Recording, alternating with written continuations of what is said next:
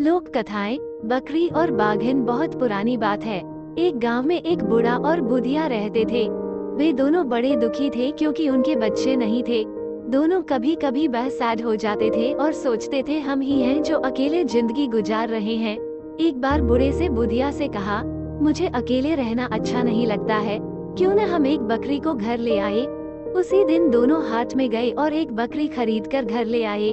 4 कौड़ी में वह बकरी खरीद कर आए थे, इसीलिए वे बकरी को 4 कौड़ी नाम से पुकारते थे। बुढ़िया माई बहुत खुश थी बकरी के साथ, उसे अपने हाथों से खिलाती पिलाती, जहाँ भी जाती चरकौरी को साथ ले जाती। पर थोड़े ही दिन में बकरी बहुत ही मनमानी करने लगी, किसी के भी घर में घुस जाती थी और जो भी मिलता खाने लगती। आसपास रहने वाले बहुत तंग हो गए और घर आकर बकरी के बारे में बोलने लगे। बूढ़े बाबा को बहुत गुस्सा आने लगा। बूढ़ी माई को कहने लगे, इस बकरी को जंगल में छोड़कर आए। बुढ़िया ने कहा, ये क्या कह रहे हो, ऐसा करते हैं राउत के साथ उसे जंगल में चरने के लिए भेज देते हैं। बकरी चराने वाले राउत के साथ बकरी जंगल जाने लगी, लेकिन थोड़े ही दिन में राउत भी बहुत तंग हो गया। चारकोरी उसका कहा जो नहीं मानती थी, उसने बकरी को चराने ले जाने से इनकार कर दिया।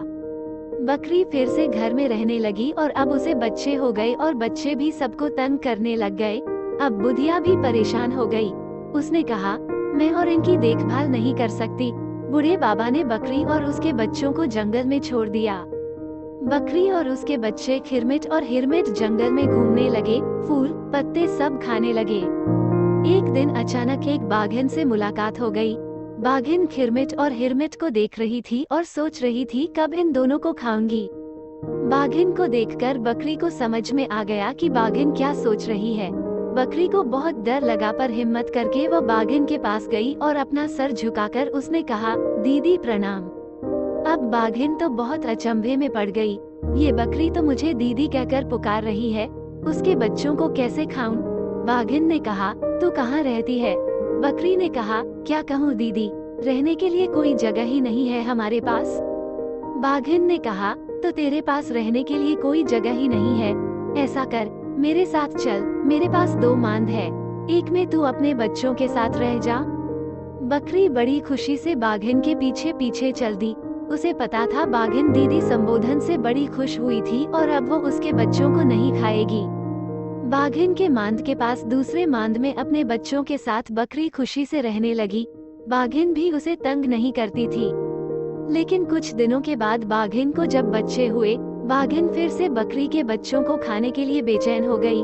बच्चे पैदा होने के बाद वो शिकार करने के लिए नहीं जा पा रही थी। भूख भी उसे और ज्यादा लगने लगी थी। बकरी बाघिन के आंखों की ओर देखती और मन ही मन चिंतित हो उठती। वो बाघिन के पास जाकर दीदी दीदी कहती और बातें करती रहती ताकि उसकी आंखों के भाव बदल जाए। बाघिन उससे कहती, मेरे बच्चों का कोई नाम रख दो। बकरी ने ही कहा, एक का नाम एक कांटा, दूसरे का नाम 2 कांटा। बाघिन के बच्चे एक कांटा और 2 कांटा और बकरी के बच्चे खिरमिट और हिरमिट। शाम होते ही बाघिन ने बकरी से कहा, तुम तीनों अगर हमारे संग सोते तो बड़ा अच्छा होता, या किसी एक को अगर भेज दो। अब बकरी बहुत परेशान हो गई, क्या कहूँ बाघिन से। खिरमिट ने अपनी माँ को चिंतित देखकर कहा, माँ तू चिंता मत कर, मैं जाऊंगा वहाँ सोने। बाघिन के मांद में जाकर खिरमिट ने कहा, मौसी मौसी मैं आ गया। बाघिन बड़ी खुश हुई। उसने खिरमिट से कहा, तू उस किनारे सो जा। खिरमिट लेट गया, लेकिन डर के कारण उसे नींद नहीं आ रही थी। थोड़ी देर के बाद वो उठकर बाघिन के पास जाकर उसे देखने लगा। हाँ, बाघिन गाढ़ी नींद में सो रही थी। खिरमिट ने धीरे से एक कांटा को उठाया और अपनी जगह उसे लिटाकर खुद उसकी जगह में लेट गया। जैसे ही आधी रात हुई, बाघिन की नींद खुल गई। वह मांद के किनारे धीरे धीरे पहुंची और आंखों तब भी नींद रहने के कारण ठीक से नहीं देख पा रही थी, पर उसने तुरंत उसे खाकर सो गई। जैसे ही सुबह हुई, खिरमिट ने कहा, मौसी मैं अब जा रहा हूँ। बाघिन चौंक गई, खिरमिट जिंदा है तो मैंने किसको खाया? वो तुरंत अपने बच्चों की ओर देखने लगी। कहाँ गया मेरा एक कांटा? बाघिन गुस्से से छटपटा रही थी। उसने कहा, आज रात को आ जाना सोने के लिए। उस रात को जब खिरमिट पहुंचा सोने के लिए, उसने देखा बाघिन अपनी पूंछ से 2 कांटा को अच्छे से लपेट कर लेटी थी। अब खिरमिट सोच में पड़ गया। बाघिन ने कहा, जा, उस किनारे जाकर सो जा। खिरमिट उस किनारे जाकर लेट गया, लेकिन उसे नींद नहीं आ रही थी। वो धीरे से मांद से बाहर आ गया और चारों ओर देखने लगा। उसे एक बड़ा सा खीरा दिख गया। उसने उस खीरे को उठाकर मांद के किनारे पर रख दिया और खुद अपनी माँ के पास चला आया। सुबह होते ही खिरमिट ने बाघिन के पास जाकर कहा, मौसी, अब मैं जा रहा हूँ। बाघिन उसकी ओर देखती रह गई और फिर उसे डकार आया, ये तो खीरे का डकार आया, तो इस बार मैं खीरा खा गई। बाघिन बहुत गुस्से से खिरमिट की ओर देखने लगी। खिरमिट धीरे धीरे मांद से बाहर निकल आया और फिर तेजी से अपनी माँ के पास पहुँचा। दाई, दाई, अब बाघिन हमें नहीं छोड़ेगी, चलो, जल्दी चलो, यहाँ से निकल पड़ते हैं। बकरी खिरमिट और हिरमिट को लेकर भागने लगी। भागते भागते बहुत दूर पहुँच गई। बकरी खिरमिट और हिरमिट को देखती और बहुत दुखी होती। ये नन्हे बच्चे कितने थक गए हैं। उसने बच्चों से कहा, थोड़ी देर हम तीनों पेड़ के नीचे आराम कर लेते हैं। पर खिरमिट ने कहा, माँ, बाघिन तो बहुत तेज दौड़ती है, वो तो अभी पहुँच जाएगी। हिरमिट ने कहा, क्यों न हम इस पेड़ पर चढ़ जाएं? बकरी ने कहा, हाँ, ये ठीक है, चल हम तीनों इस पेड़ पर चढ़ जाते हैं। बकरी और हिरमिट पेड़ पर चढ़ गए और आराम करने लगे। उधर बाघिन बकरियों के मांद में पहुंची। उसने इधर देखा, उधर देखा, कहाँ गई बकरियां? बाहर आई और उसके बाद बकरियों के पैरों के निशान देखकर समझ गई कि वे तीनों किस दिशा में गए। उसी को देखते हुए बाघिन चलती रही, फिर दौड़ती रही। उसे ज्यादा समय नहीं लगा उस पेड़ के पास पहुंचने में। पैरों के निशान पेड़ तक ही थे और बकरियों की गंध भी तेज हो गई थी। बाघिन ने ऊपर की ओर देखा, अच्छा, तो यहाँ बैठे हो सब। बाघिन ने कहा, अभी तुम तीनों को मैं खा जाऊंगी, अभी ऊपर आती हूँ। खिरमिट और हिरमिट तो डर गए, डर के माँ से लिपट गए। बकरी ने कहा, अरे डरते क्यों हो, जब तक हम पेड़ के ऊपर बैठे हैं वो बाघिन हमें खा नहीं सकती। अब खिरमिट के मन में हिम्मत हुआ, उसने कहा, दे तो दाई सोने का डंडा। बाघिन ने सोचा, पेड़ के ऊपर बकरी के पास सोने का डंडा कहाँ से आएगा। बाघिन ने कहा, सोने का डंडा तुझे कहाँ से मिला? बकरी ने कहा, खिरमिट हिरमिट, ये ले डंडा।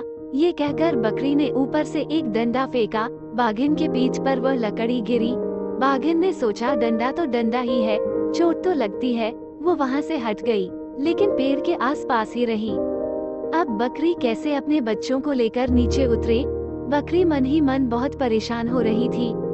उधर बाघिन परेशान थी ये सोचकर कि कब तक उसे बकरियों के इंतजार में पेड़ के नीचे रहना पड़ेगा। तभी बाघिन ने देखा वहाँ से 3-4 बाघ जा रहे हैं। सबसे जो बड़ा बाघ था उसका नाम था बंडवा। बाघिन बंडवा के पास गई और उस पेड़ की ओर संकेत किया जिस पर बैठी थी बकरियां। बंडवा तो बहुत खुश हो गया, वह अपने साथियों को साथ लेकर पेड़ के नीचे आकर खड़ा हो गया। बकरी अपने बच्चों से कह रही थी, डर किस बात का, ये सब नीचे खड़े होकर ही हमें देखते रहेंगे। लेकिन तभी उसने देखा कि बंडवा पेड़ के नीचे खड़ा हो गया। उसके ऊपर बाघिन, बाघिन के ऊपर और एक बाघ, उसके ऊपर, अब तो चौथा बाघ पेड़ के ऊपर तक आ जाएगा। बकरी अब डर गई थी, कैसे बचाए बच्चों को। तभी खिरमिट ने कहा, दे तो दाई सोना के डंडा, तेमा मारा तरी के बंडा। ये सुनकर बडम्वा, जो सबसे नीचे था, भागने लगा और जैसे ही वह भागने लगा, बाकी सब बाघ धड़ाम धड़ाम जमीन पर गिरने लगे। गिरते ही सभी बाघ भागने लगे। सबको भागते देख बाघिन भी भागने लगी। बकरी ने कहा, चल खिरमिट, चल हिरमिट, हम भी यहाँ से भाग जाए, नहीं तो बाघिन फिर से आ जाएगी। बकरी अपने बच्चों को साथ लिए दौड़ने लगी। दौड़ते दौड़ते जंगल से बाहर आ गए। तीनों सीधे बूढ़ी माई के घर आ गए और बूढ़ी माई को चारों ओर से घेर लिया। बूढ़ी माई और बूढ़ा बाबा उन तीनों को देखकर बड़े खुश हुए। अब सब एक साथ खुशी खुशी रहने लगे।